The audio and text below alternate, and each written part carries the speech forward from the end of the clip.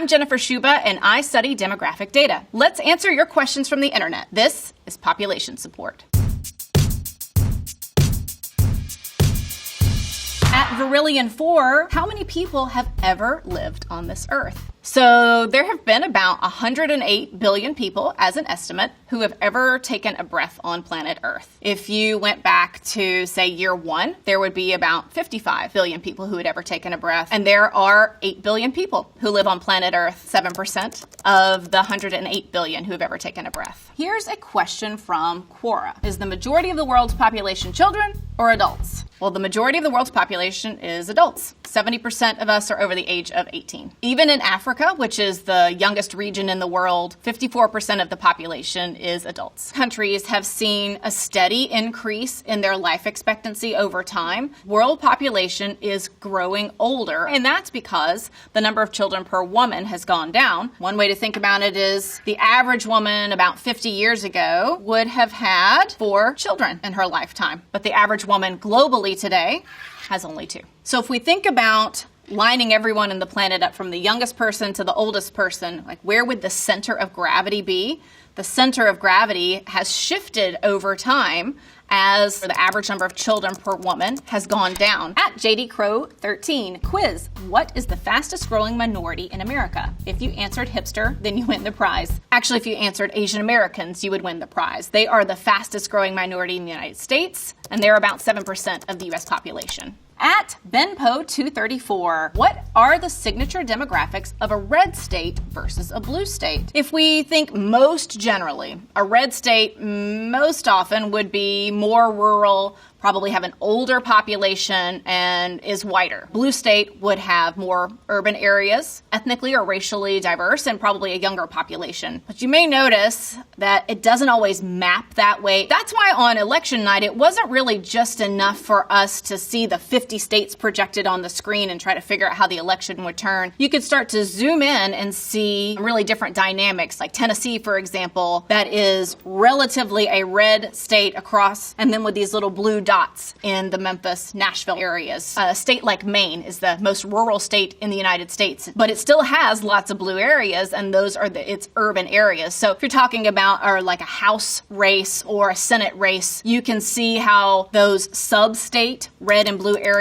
really show up and matter for what a vote looks like. At Stallman's Beard, is immigration a net positive or negative? One way we want to think about it is through an economic lens. In the United States, immigrants are actually most likely to be of working ages. The U.S. has a total fertility rate below replacement level of 1.6 children per woman on average. Means immigration contributes quite a bit to the growth in the working age population here. We can see that foreign-born population, very few children under 5, very few 5 to 17 years of age, much more concentrated in terms of 18 to 64, or those working ages. Versus U.S.-born population, immigration is kind of what propels that overall population growth. If the U.S. were to stop all immigration right now, not do anything else, between now and the end of the century, the U.S. population would shrink by over 30%. At Venom Pilled wants to know, why do fertility rates matter? Well, they matter a lot because they impact its age structure, for example, and of course its size. We can actually see this if we look at snapshots in time of a handful of countries in the world today. Females on this side and males on this side, from age 0 all the way up to over 100. So if we're looking at Ethiopia here, we can see this classic pyramid shape means that it's a population where women have on average more than 2 children. So the population is a lot more bottom heavy, which means that there are a lot more younger people in the country there. If you had one that's fertility rate of 4 children per woman on average, each generation's twice the size of the one before it. Versus if we look at a country like Turkey, you can see that that center of gravity in terms of ages is in the middle more. And that's because they've had close to replacement level fertility rates for a while, average number of children of 1.9 per woman. So we see that that population is growing older. The bulk of the people would be here of these working ages. And then we get to Japan. It's not really a population pyramid anymore. It's more of a tree. There are lots of older people in this society. Some of that is longevity. And so you can see this narrowing here at the bottom. And that just shows you that women of reproductive ages, they're having under replacement level fertility rates. So why do those fertility rates matter? If you're in Ethiopia and you're a policymaker, probably one of your bigger concerns is how to build enough schools year after year for all of these young people aging into kindergarten. And then how to have enough jobs for those who are aging into the workforce. If you're in Turkey, you're thinking about the working age population, certainly, and their jobs there. But you also need to be thinking about how, in just a few years, these folks will be moving into retirement ages, and how do you plan for that? And if you're in Japan, you're thinking about how schools are closing year after year. You have a much smaller workforce needing to support a growing population of older people. So age structures, which are affected by fertility rates, really matter for even setting the agenda at the national level. At Tommy Boyo is the real issue that we have too many humans on the planet. So in a few hundred years, when the world population is over 50 billion, what will our problems be then? We will never have a population of 50 billion, at least not anywhere close to it with our trends right now. Best estimates are somewhere around the year 2080, and we'll top out at between 9 and 10 billion people. Now, we're reasonably certain about this because our trends in fertility rates and mortality rates, they're following a fairly predictable pattern. The uncertainty comes from really just two things. One is, how fast will fertility rates fall in places where they're currently still high? And there really aren't that many places in the world where fertility rates are really high. They're mostly concentrated in a few countries in sub-Saharan Africa. We live in a world where there are only 8 countries out of 200-something countries where women have 5 or more children. That includes Nigeria, for example, which is a pretty big country, keeps global population young. We have not seen any indication that it's going to come up in places where it's low. So I feel pretty confident we'll be hitting a peak of somewhere between 9 and 10 billion people, roughly around the year of 2080. At Hawaiian Pace asks, how can Elon Musk be worried about population decline when Nick Cannon exists? Elon and Nick Cannon maybe have something in common, which is they might be single-handedly trying to change global trends. Global population growth has been declining since the 1960s. You can see this peak here in the mid-1960s. So that rate of growth is really going down over time. This is what's happening beneath the surface, while on top we see world population continuing to grow to where we have 8 billion today. So why is Elon Musk worried about declining population? It's because what's happening right now is the beneath the surface trends are starting to catch up to what we actually see on the surface, where there's over 60 countries in the world that have shrinking populations. We have 2 parents, so to keep population growth steady, you would want to replace them with 2 children. That would be a steady growth. But in some countries, Singapore, for example, you only have 1 child born for those 2 parents. So you can see how those populations of those countries would start to shrink over time. And that's happening especially in a lot of high-income countries. So the reason why somebody like Elon Musk would be concerned about this is you end up with smaller generations over time, meaning fewer producers and fewer consumers. At Shuffleuppagus, I'm on a road trip right now, and I'm wondering what's up with these empty small towns.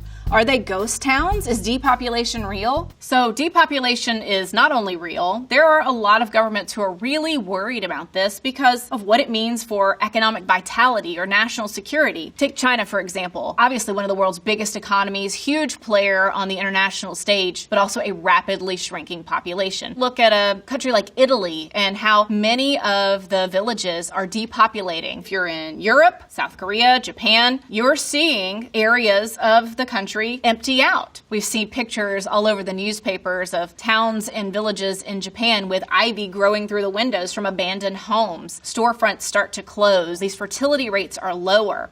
And then that means the population of these small towns and cities is growing older and older and then eventually dying out without any young people there to replace them. And you don't necessarily see people moving from bigger cities all the way out to very small towns and very rural areas because there's no job opportunities there.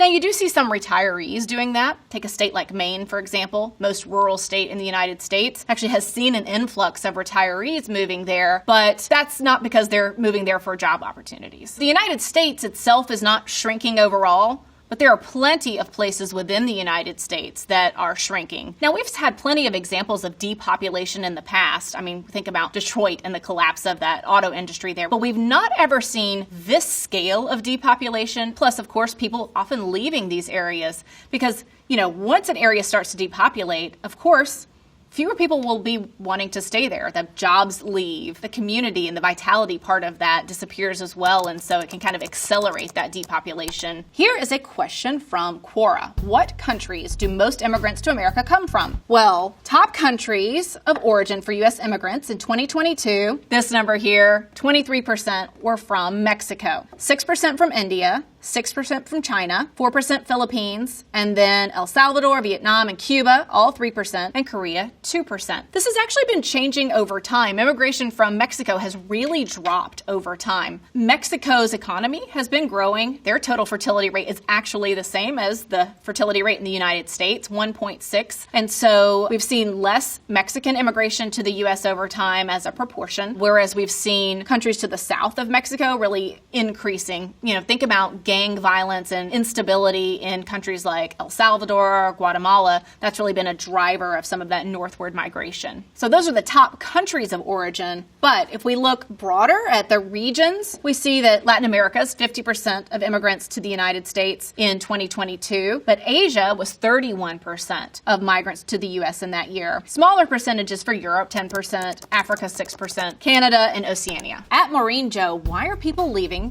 California for Texas and Arizona? If we look at the way that the U.S. population has changed between the 2010 census and the 2020 census, you still saw lots of growth in the population in places in California. And this pink here really shows you places where you started to lose population. So a lot of the U.S. Northeast started to see some emptying out. But we saw during the pandemic that people were moving to take advantage of states without income taxes. Nashville really started to boom. Tennessee is a state without an income tax. Florida, similarly, a state without an income tax. A lot of people started to move there. Jobs would move there as well. After the pandemic, we've really continued to see growth in the U.S. Southeast. Between the middle of 2022 and the middle of 2023, you saw the U.S. Southeast grow by about 1.1%, whereas the Northeast actually shrank, while there were other regions in the U.S. that either barely grew or even shrank. Craig's brother Brian wants to know, I've been to the most densely populated city in the world. Have you? Do you know what city that is? I do know. It's Manila in the Philippines with approximately 46,000 people per square kilometer, and I haven't been there yet. Doom Bro Max asks, what made the world population increase so drastically after 1900? We had great improvements in public health, sanitation, nutrition, antibiotics, and that allowed those people who were born to live into their reproductive ages. So this chart really lays it out for us. If we go way back in time, 200,000 years ago, there's very little global growth. Even as we go through time, 2000 BCE, for example, or year one, the global population, the number of people here at any one point in time, is really growing slowly. And that's because our birth rates and our death rates, those really matched each other. But we start to see a major shift. Our first 1 billion people happening here around the year 1800. And then we hit our second billion a lot faster. 3, 4, 5, 6, 7, and now up to 8 billion people. And so a lot of those increases are really happening because we're living longer. Dystopian Paradise wants to know, in terms of age, what state has the oldest population? The oldest state is Maine, which has 23% of the population above age 65. Classic Man wants to know, which state has the youngest population? That state would be Utah, which has 27% of the population under the age of 18. You may notice that Utah is home to a pretty sizable Mormon population, which tends to have higher births than other populations in the United States. At Justin L. Ungs, what's the biggest difference between millennials and Gen Z? The biggest difference is that globally, Gen Z, or those people who were born from 1997 to 2012, are larger than millennials who were born between 1981 and 1996. But in the United States, millennials are larger than Gen Z. Gen Z, though, is much more racially diverse. So the percentage of Gen Z who are multiracial is about 4% in the United States, whereas it's only 2% among millennials in the U.S. The share of people who are Hispanic is actually about 4% higher among Gen Z in the U.S. than it is among millennials in the U.S. At JMP Freedom, WTF is the sandwich generation. Sandwich generation might sound delicious, but it's pretty terrible. It's those who are sandwiched between caring for younger children and caring for older parents. People are having children later in life. There's a trend towards that in the United States, in Japan, South Korea, Germany. And so you could end up with a situation where a woman is taking care of her 1 or 2 children at the same time that she's caring for her aging parents who may live with her or who need her to come by and help with medical appointments or grocery shopping. Some people will call this the panini generation, actually, because these women are being squeezed in the middle. From Reddit, what would happen if all illegal immigrants were deported? Well, in the United States, we've got a stock of around 12 million people. In the U.S., lots of things would probably happen. There are certain industries in the United States that actually are really heavily dependent on that kind of labor. So the agricultural industry, for example. So you could expect having a harder time getting people to fill those jobs, and then prices for food would rise. The construction industry is much more heavily dependent on that labor, and so we expect it to take longer to get houses built, and prices would rise for that as well. In the United States, there are over 16 million people who live in a household with at least one undocumented person. Over 7% of all kids in the United States have at least one undocumented parent. So we would see families being ripped apart through these deportations. Eric Kroll wants to know, how do factors like income, race, geographic location, etc. affect life expectancy? They affect it a lot. Let's look at income first. So we have here a map of the U.S. with the counties drawn out. We can see here that some of the poorest counties in the United States, like McDowell County, West Virginia, with a median income of under $29,000 a year, it has a life expectancy well below the U.S. national average. The same is true for Buffalo County, South Dakota, with a median income of just over $30,000 a year. East Carroll Parish, Louisiana, also one of our poorest counties, and Issaquah County, Mississippi, life expectancy of under 75 years and median household income of only over $17,000 a year. It's not just powerful geography on the U.S. scale, it's also powerful at the global scale. So here's a couple of different ways to slice it. Let's stay over here with this yellow color for now. Global life expectancy in 2024. High-income countries,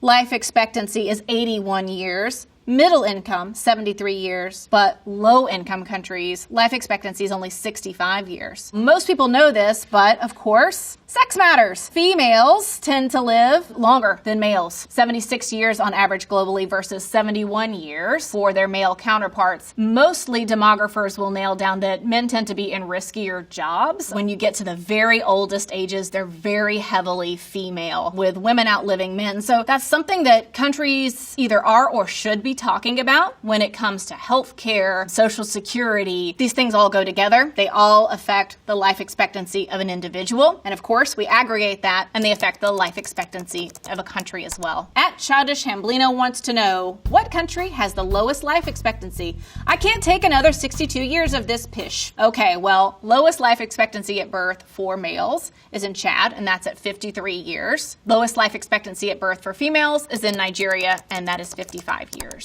At Izaz Real, what country has the highest life expectancy? Well, the answer for males is tiny Monaco, which has only 40,000 people, but where males born can be expected to live to age 84. Monaco and other small countries like Liechtenstein, they're really rich. They're small and rich, and so we know that income level actually is very highly correlated with life expectancy. If you're thinking in terms of, countries you'd be more familiar with, those bigger ones, in Japan, females live to about 87 years. Isaac wants to know, people are living longer, but are they living healthier at the same time? Healthy life expectancy is one thing, and overall life expectancy is another. Healthy life expectancy is how many years can you expect to live in good health versus how many years you might live overall. I think ideally for any of us, you want that gap to be as narrow as possible. So if we look at Haiti, for example, you're only expected to live to age 56 healthy, and then overall to age 64. That's a gap of 8 years. This gap here really represents the end of life lived in less than ideal health. That may mean something as little as difficulty with something like going up the stairs, all the way to being bedridden. It does affect how long you could work, for example. How many years would you live healthy after retirement? Could you have actually retired later? That's something that's really relevant to all these countries as their populations age. So Haiti's at one end of the spectrum, Japan's at the other end of the spectrum. They could expect to live longer in good health health to age 74, and then overall to age 84. Now that's a gap of 10 years. The United States, though, is an outlier because our gap between healthy years lived and overall years lived is 12 years.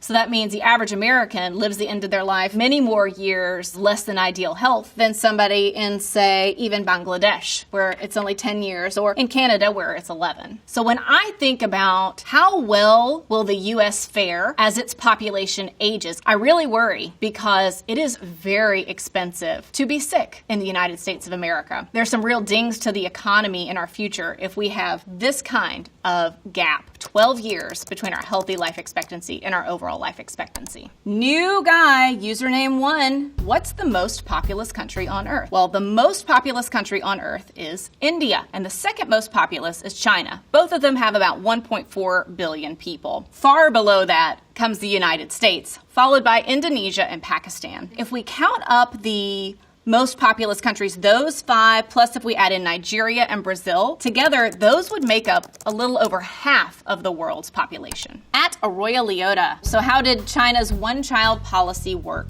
out? So the one-child policy from 1979 was a law the Chinese government put in place saying that mostly everyone could only have one child. Naturally, in a population, there are about 105 boys born for every 100 girls. That's just the way that it happens. So that's represented by this orange line here. And because there are really strong norms of male preference, of son preference in China, most of these families wanted to have a boy. And that's why when you have restriction to just one child and your first child is a girl, we see that those that did have a second or third child, maybe those who were part of ethnic minority populations that were exempt from this one-child policy, those second and third children had far more skewed sex ratios at birth, and that is because of sex-selective abortion. Now, when I was born, which was more that way, there were no ultrasound technology. Like, my parents would not have known if I was a boy or a girl before I came out. These folks here, they could see in utero whether or not this child would be a boy or a girl. And many of them, as we see, took measures to make sure that they would have a boy. So when we're looking at a sex ratio at birth for the third baby born, somewhere here around just a little bit before the year 2000, there were nearly 160 males born for every 100 females born. A tremendously skewed sex ratio at birth, a lot different from the natural sex ratio of 105 males born for every 100 females. If these were people who were born just before the year 2000, they are now entering their late 20s. And that means that there are millions more males than there are females of these different ages. So China is already a country with well below replacement fertility rates and a rapidly shrinking population. It certainly does not help the population grow any faster that there are millions of missing females of reproductive ages that would have been born without the one-child policy.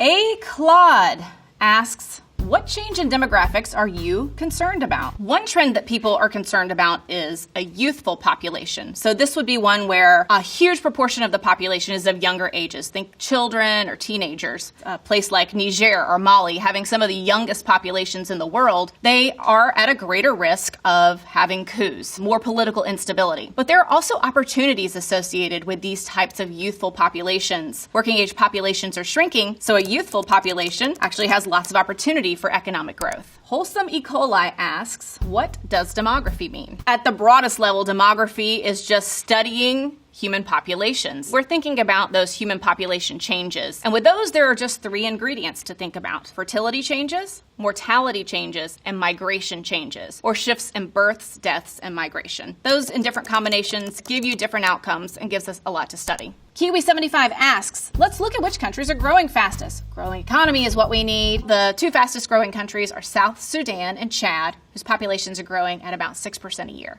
South Sudan and Chad are in Africa, and sub-Saharan Africa is a region of the world with the highest fertility rates. And so 1 out of every 4 children in the world will actually be African by the year 2050. That's because fertility rates are lower in other regions and they're higher in sub-Saharan Africa. Northern Africa, however, does actually have lower fertility rates. If we think about what would make a population grow? It's having lots of people of reproductive ages and a high number of births per person. Over half of the world's projected population growth between now and 2050 will come from just 8 countries. Now, that includes India, which, interestingly enough, is a country that has below replacement fertility rate, fewer than 2 children born per woman on average. So why is it still growing, and why is it contributing so much to world population growth?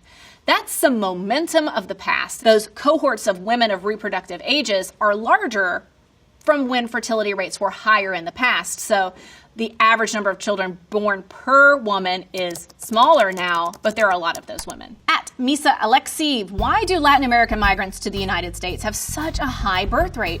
After all, their birth rate is low in their homeland. Or Latinos come to the United States with a very high total fertility rate? Well, you're right that actually in the homeland, those fertility rates are lower. If you look at this map, those blue countries represent the 2/3 of Latin American countries with below replacement fertility, so below 2. Even these handful in gray that are above, they're not that far above, like Bolivia, the total fertility rate of 2.5 children born per woman. Think about someone who comes to the United States as an immigrant. They're typically of working ages, which also means that they're typically of reproductive ages. It just so happens that they're of those ages where they're more likely to have children. So it's not really true that they have such a high birth rate. It's just true that they tend to come of ages where they are more likely to be having children. We also know that when people stay in a country, when an immigrant stays in a country, very quickly the norms shift to match that of the reproductive norms around the native-born population. So within a generation, you usually see those immigrant fertility rates come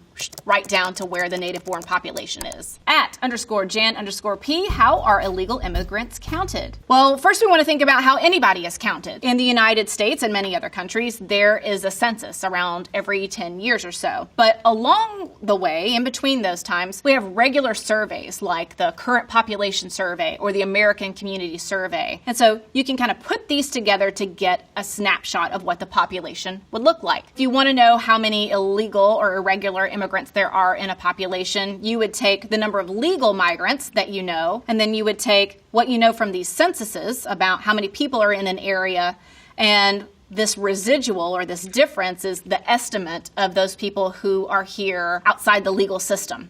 And it is an estimate. Some people don't answer. Sometimes you can think about somebody who is in the country illegally, lives in a household with people who are there legally. And so the head of household might fill out the census and say how many people are living there, but it doesn't quite track with how many people are in the area that you know through legal immigration means. And so you can kind of look at those leftover numbers to estimate that. We always take these with a grain of salt, but demographers do use all their context clues and use all the data to try to estimate that. At Weekly Humorist, a new study says that in the future, most of the world will live in megacities, and their office will be in any of the window stools at Starbucks that can reach an outlet. Well, this is certainly what sci-fi would tell us about megacities, which is amalgamations of population in areas of 10 million or more. I don't necessarily think it's the case, but it will depend on where you are in the world. I mean, there's countries like Bangladesh, for example, they just frankly don't have any extra space. So we do see really densely populated areas. There are people who are leaving rural areas for urban areas to seek better economic opportunity. Year 1800, for example, only about 3% of the world's population lived in urban areas. Now, we have over 58% of the world's population living in urban areas. So generally, there is a trend towards moving in that direction. We also see the opposite. We had seen during the pandemic some people leaving those urban cores for smaller cities or suburban areas. TBD on how that shakes out in the future. At Rod T3, how do mortality rates in the U.S. compare to other countries? So with that, you're asking about the number of people dying per 1,000. So if you're Japan, you would have a higher mortality rate because you have a lot of older people than maybe a country that actually has a less healthy population. I bet what you really want to know about is life expectancy, especially life expectancy at birth. How many years would a person born today be expected to live? And in the United States, life expectancy at birth is about 78 years old. Even Canada, our neighbor to the north, has a life expectancy at birth of 82 years. So U.S. life expectancy has not really been keeping pace with increases the way that we would expect it to. And that's because health in the U.S. is frankly really bad. And in terms of access to health care, that can be really uneven from rural to urban areas or by race as well. A non-Hispanic Black woman in the United States is 3.5 times more likely to die during pregnancy or shortly thereafter than a non-Hispanic white woman. So all of these things combined, the opioid crisis, another factor in there, these drive U.S. life expectancy lower. From Reddit, Ronan Solutions says, Ukraine's population is nosediving. Can anything be done? How can Ukraine build a future in the face of ominous population statistics? That's a great question. About 10 million people have left since the war started. And this is a country that already had a history of emigration or e-migration, people leaving for opportunities in Western Europe, for example, for work. It's also a country that already had well below replacement fertility rates. So with fewer births and lots of people leaving, they are having a serious situation with a population that is shrinking.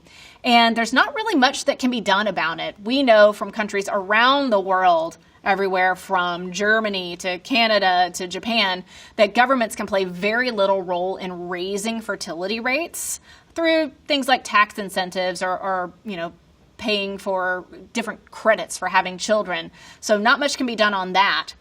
When the war ends and the country begins to rebuild, hopefully that will open up lots of economic opportunity, and the peace there will attract some people to come back. Some of those 10 million people may come back and start to build lives there. So those are all the questions for today. I hope you have seen that demography is a really powerful lens with which to view this complex world of 8 billion people. Thanks for watching Population Support.